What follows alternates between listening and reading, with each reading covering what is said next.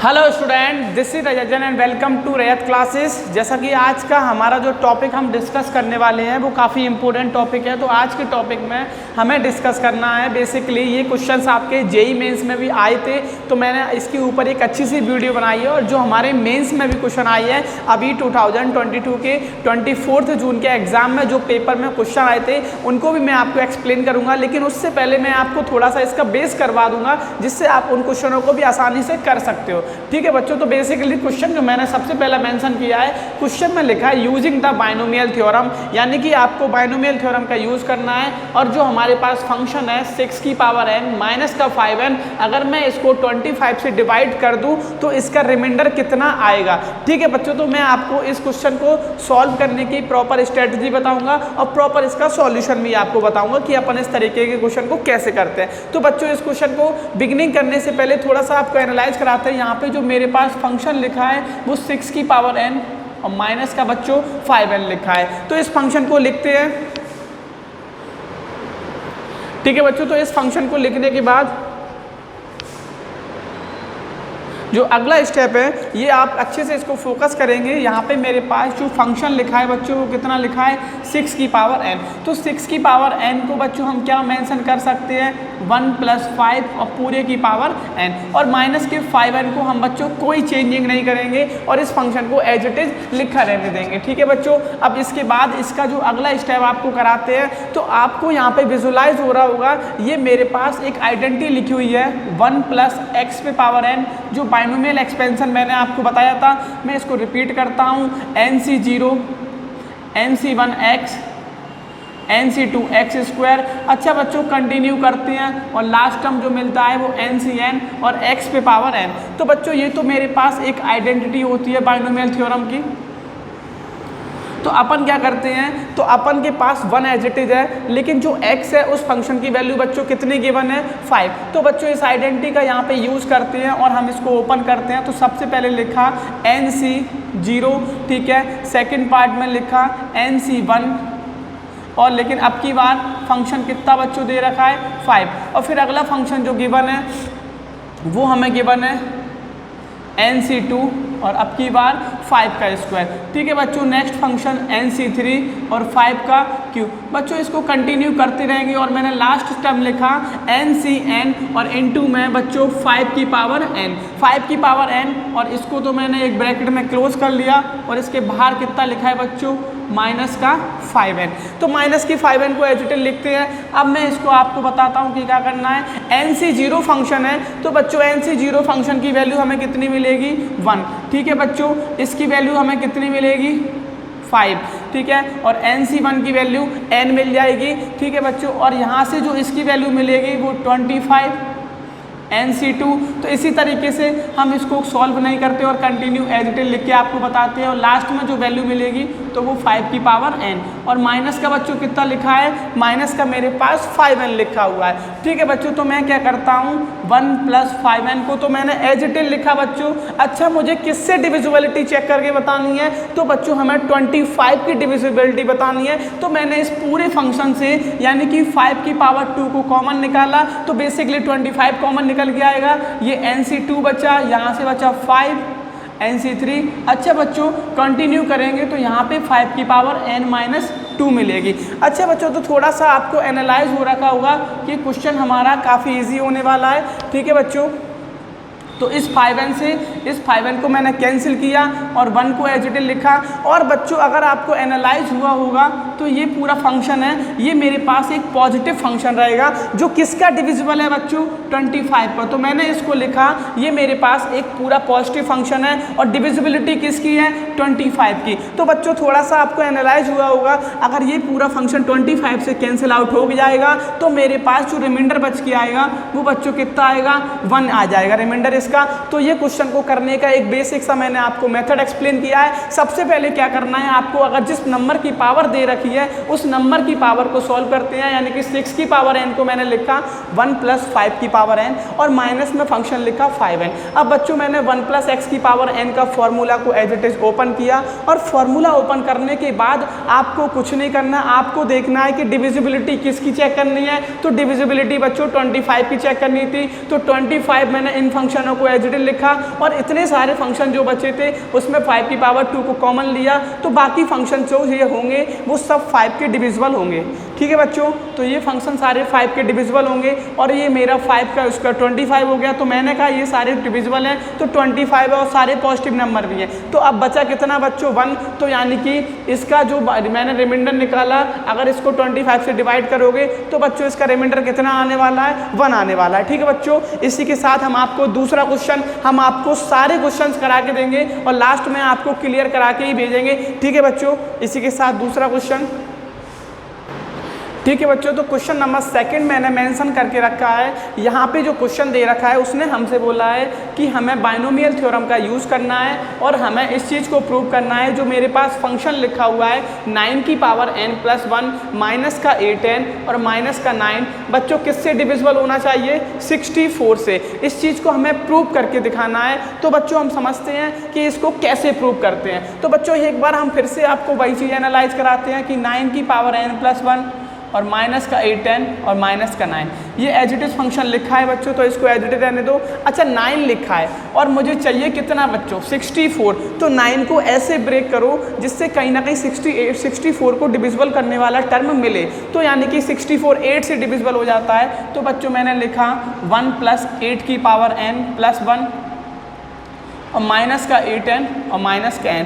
ठीक है बच्चों, अब क्या करेंगे हम, तो मेरे पास ये आइडेंटिटी आ गई 1 + x की पावर n, लेकिन अब इसकी पावर कितनी है n+1, तो इसको ओपन करते हैं बच्चों। फॉर्मूला वही रहेगा n+1 C0 फिर n+1 C1, लेकिन अब की बार 8 और आ जाएगा। ठीक है बच्चों, फिर लिखा n+1 C2 और 8 का स्क्वायर, फिर अगला टर्म n+1 C3 8 की पावर 3 और बच्चों कंटिन्यू करते जाएंगे और लास्ट टाइम हमें क्या मिलेगा n+1 Cn+1 और 8 की पावर 0। तो मैं केवल इसको इतना ही लिख सकता हूँ। ठीक है बच्चों, 8 की पावर 0 सॉरी 8 की पावर n+1। ठीक है बच्चों, और लास्ट में क्या लिखा है, तो माइनस का 8n और माइनस का 2। तो बच्चों एक बार फिर से इसको एनालाइज कराता हूँ, इसका फंक्शन कहाँ से है, n+1 से। तो पहला टर्म क्या लिखा n+1 C0, दूसरा टर्म क्या लिखा n+1 C1 × 8, तीसरा टर्म लिखा n+1 C2 8 स्क्वायर। इसी तरीके से कंटिन्यू करते हुए लास्ट टर्म हमें बच्चों क्या मिलेगा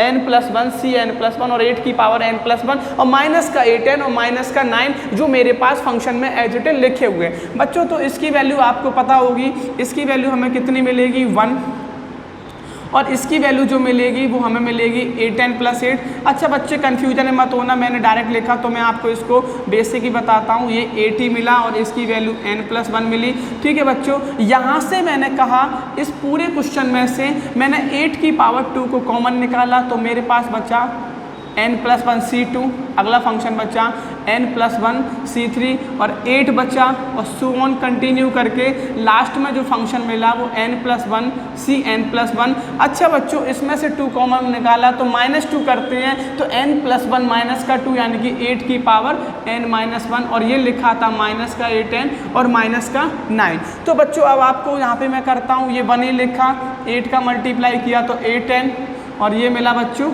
8 और यहाँ से ये 64 मिला और इस फंक्शन को ये आपको एनालाइज हो रखा होगा, मैंने लिखा ये मेरे पास एक पॉजिटिव फंक्शन है। ठीक है बच्चों, अब क्या करने वाले हैं और लास्ट का जो फंक्शन लिखा है तो 8n और माइनस का 9। तो बच्चों 8n से 8n कैंसिल हुआ, 1 और 8 मिलके 9 हो जाएगा और 9 से 9 कैंसिल किया तो बच्चों अपने पास केवल फंक्शन बचा 64 और ये जो ब्रैकेट में पूरा पॉजिटिव फंक्शन था, यानी कि कोई रिमाइंडर हमारे पास नहीं आ जाए तो मैं बोल सकता हूँ कि 9 की पावर n+1 और माइनस का 8n और माइनस का 9 इज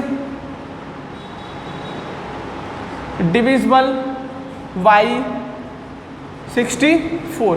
ठीक है बच्चों, तो ये हमारे सबसे इम्पोर्टेंट क्वेश्चन मैं आपको आज करा रहा हूँ। ये जेईई मेंस में बहुत ज़्यादा पूछे जाते हैं और थोड़ा स्टैंडर्ड बियॉन्ड करके इसी चीज़ को एडवांस में पूछा जाता है, तो हम उसको भी क्लियर करेंगे, लेकिन बेसिक से चलेंगे जिससे आपको कोई भी एरर नहीं मिले। अगर आपको वीडियो अच्छी लग रही हो तो चैनल को लाइक शेयर सब्सक्राइब जरूर करना, जिससे बहुत सारे बच्चे इससे रीड कर सकें। ठीक है बच्चों, तो इसी के साथ हमारा नेक्स्ट क्वेश्चन।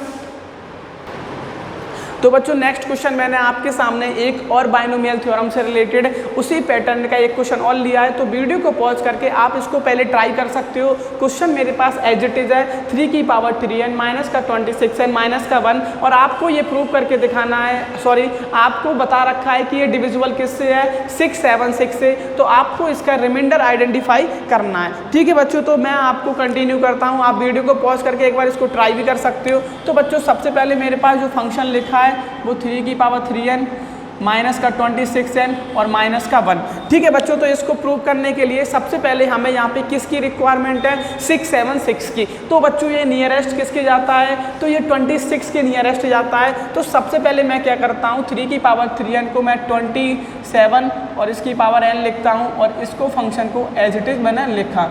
अब मैं 27 को चेंज करता हूँ और मैं लिखता हूँ 1 प्लस 26 की पावर n और माइनस का 26n और माइनस का 1। ठीक है बच्चों, इतना करने के बाद आप इसकी आइडेंटिटी को ओपन करोगे, तो आइडेंटिटी को ओपन किया तो NC0 प्लस NC1 इंटू में 26 NC2 26 का स्क्वायर, और कंटिन्यू इसी प्रोसेस को आप कहाँ तक लेके जाओगे NC और 26 की पावर 30 और माइनस का 26n और माइनस का 1।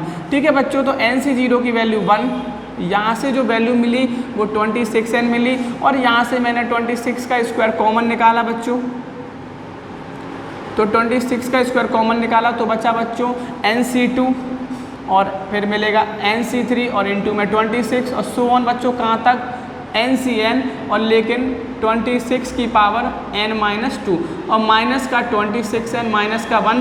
तो बच्चों इस 26n से इसको कैंसिल किया और 1 से 1 को कैंसिल किया, तो आसानी से आपको आइडेंटिफाई हुआ ये मेरे पास 26 का स्क्वायर है और ये पूरा पॉजिटिव फंक्शन मिल गया। तो मैं ये बोल सकता हूँ कि ये पूरा पॉजिटिव फंक्शन 26 से क्या हो रहा है 26 का स्क्वायर यानी कि 676 से डिविजिबल हो गया बच्चों। अगर ये पूरा फंक्शन 676 से डिविजिबल हो गया तो आपको पता चल गया होगा कि इसका जो रिमाइंडर है बच्चों वो कितना है 0 है। तो बच्चों ये काफ़ी इंपॉर्टेंट टॉपिक है और काफ़ी इंपॉर्टेंट क्वेश्चन इससे पूछे भी जाते हैं। तो आप इसको मैं इसको बिल्कुल क्लियरली एकदम बेसिक तरीके से आपको इसको डिफाइन कर रहा हूँ, तो इसमें आपको डरने की बिल्कुल रिक्वायरमेंट नहीं है। बहुत सिंपल सा टॉपिक है, बस आपको एक फॉर्मूला प्रिपेयर रखना है 1 प्लस एक्स की पावर n और एक 1 माइनस एक्स की पावर n। ठीक है बच्चों, इसी के साथ हम अगला क्वेश्चन करेंगे।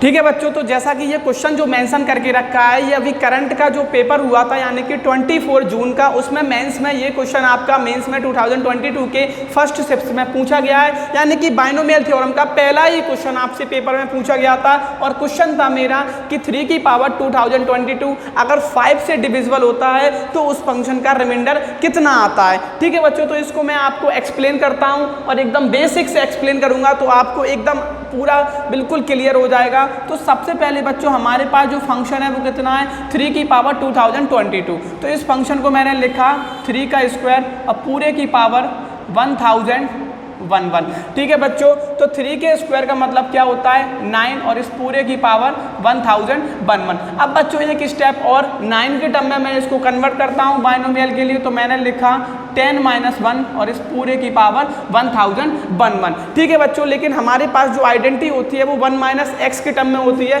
तो मैं उसी को कन्वर्ट कर लेता हूँ। यहाँ से भी आप इसको सॉल्व कर सकते हो लेकिन वो आपके लिए ईजी रहेगा। तो मैंने लिखा 1 माइनस 10 और पूरे की पावर दिस। अगर बच्चों मैंने इसको रिवर्स किया है तो यहाँ से माइनस का 1 मैंने कॉमन लिया है और माइनस 1 की पावर भी कितनी है 1011। ठीक है बच्चों, तो माइनस 1 की पावर जब ऑड ही नंबर है तो इसका आंसर बच्चों कितना ही मिलेगा माइनस का 1। और आपको बच्चों एक्सप्लेन करता हूँ, इसका मैं फॉर्मूला ओपन करता हूँ 1 माइनस एक्स की पावर n का। जो मेरे पास फॉर्मूला होता है वो मैं लिखता हूँ NC0, फिर लिखते हैं NC1 और NC1 के बाद हमें मिलता है 10 और फिर प्लस का NC2 और फिर मिलता है 10 का स्क्वायर। सो ऑन बच्चों, लास्ट टर्म जो हमें मिलता है वो हमें मिलता है NCn और 10 की पावर n। ठीक है बच्चों, इतना आपने फॉर्मूले को ओपन कर लिया है। अब इसके बाद ये तो माइनस का 1 ही रहा, इसकी वैल्यू बच्चों कितनी होती है 1 होती है।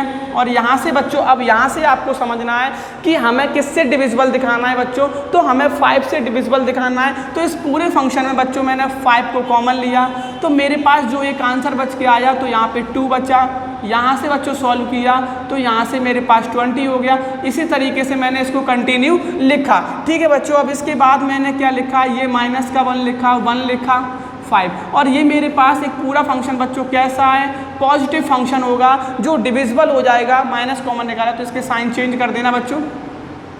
ठीक है, तो ये पूरा एक पॉजिटिव फंक्शन होगा जो 5 की डिविजिबिलिटी बता रहा है। तो मैंने इसको फंक्शन को ऐसे लिखा और मैंने लिखा 1 माइनस 5।